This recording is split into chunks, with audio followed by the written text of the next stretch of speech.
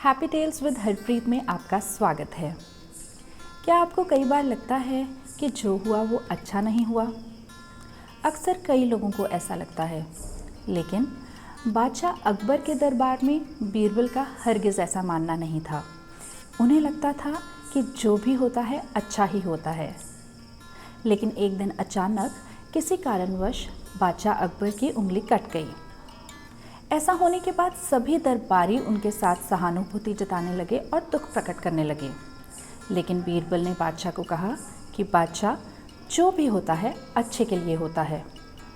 लेकिन इस पर बादशाह अकबर बहुत क्रोधित हो गए। उन्हें बहुत गुस्सा आया और गुस्से में उन्होंने बीरबल को कारावास में डाल देने का हुक्म जारी कर दिया। उसके अगले ही दिन बादशाह शिकारी दल के साथ शिकार पर निकल पड़े। अचानक उन्होंने एक हिरन देखा और वो उसकी ओर बहुत आकर्षित हुए। हिरन का पीछा करते करते उन्हें एहसास भी नहीं हुआ कि कब वो शिकारी दल से अलग हो गए। अचानक उन्होंने क्या पाया कि उन्हें बहुत से आदिवासियों ने घेर रखा है। आदिवासियों ने बादशाह अकबर को कैद कर लिया और बलि देने की तैयारी करने लगे।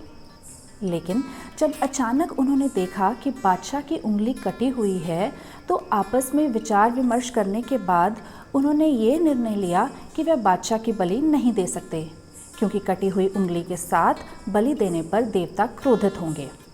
इसलिए उन्होंने बादशाह को सही सलामत वापस जाने दिया। और जब वह दरबार पहुँचे तो उन्हें अपनी गलती का एहसास हुआ और उन्होंने बीरबल को कारावास से निकालने का हुक्म दिया। ज़िंदगी में अक्सर कई बार ऐसा होता है कि हमें लगता है कि जो हो रहा है अच्छा नहीं हो रहा है, लेकिन कुछ वर्ष बीतने के बाद जब हम पीछे मुड़कर देखते हैं तो हमें यह एहसास होता है कि जो हुआ अच्छा ही हुआ। श्री कृष्ण भगवान ने भी कुछ यूँ ही कहा है, जो हुआ अच्छा हुआ, जो हो रहा है अच्छा हो रहा है, और जो होगा वो भी अच्छा होगा।